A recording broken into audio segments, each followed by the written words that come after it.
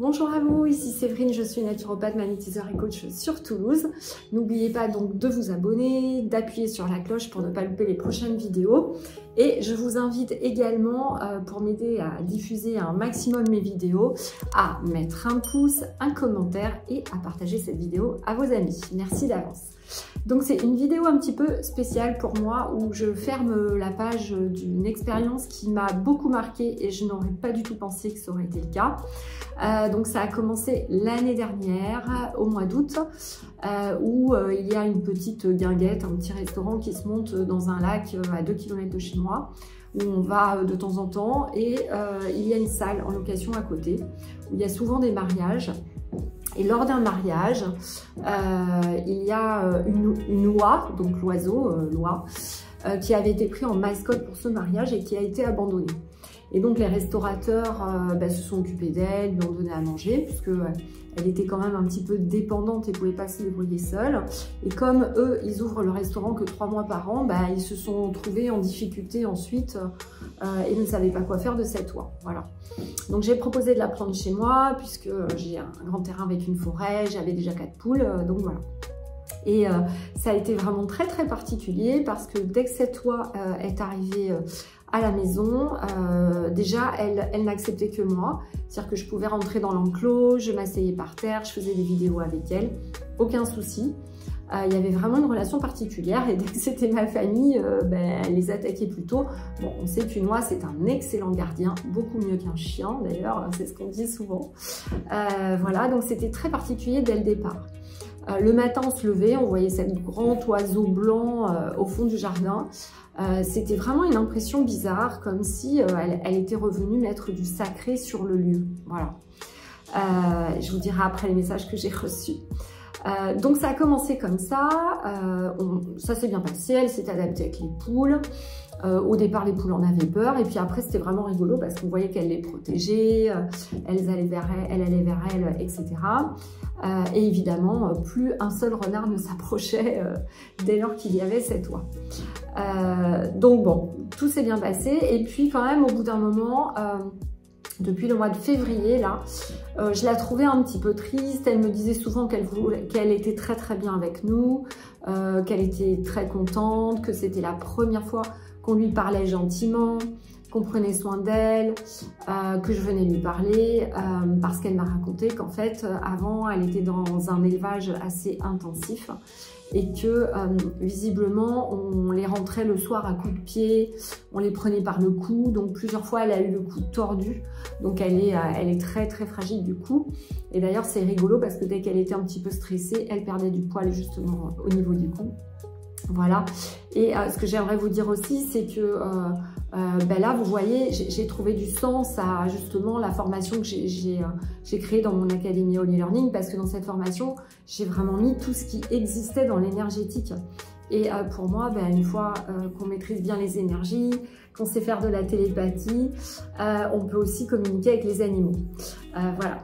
Donc ça m'a vraiment permis de communiquer avec elle, de voir que on était très liés, qu'on avait...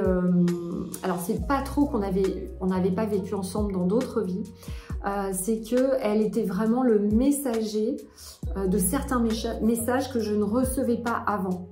C'est-à-dire que par son intermédiaire, je trouvais un petit peu plus de, comment vous expliquer, de leçons. Vous voyez ce que je veux dire?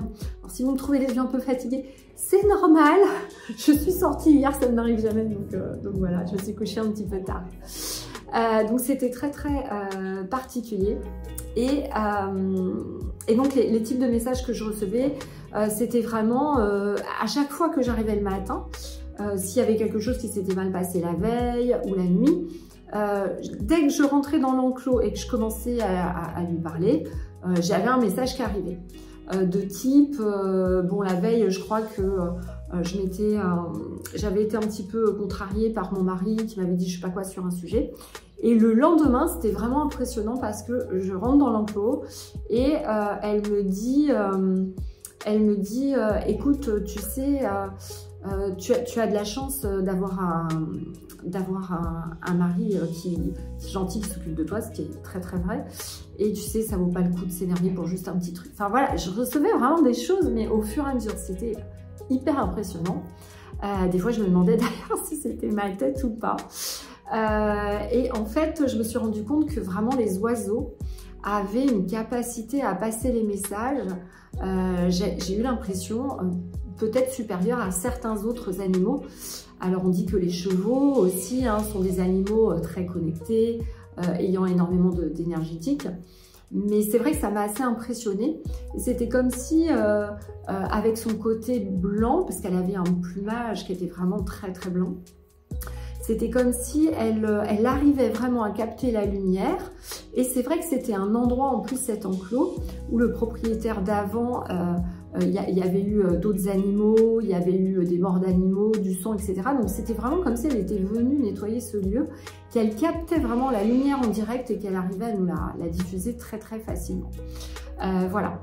Mais donc, je la trouvais un peu triste, quand même de plus en plus agressive avec le reste de ma famille.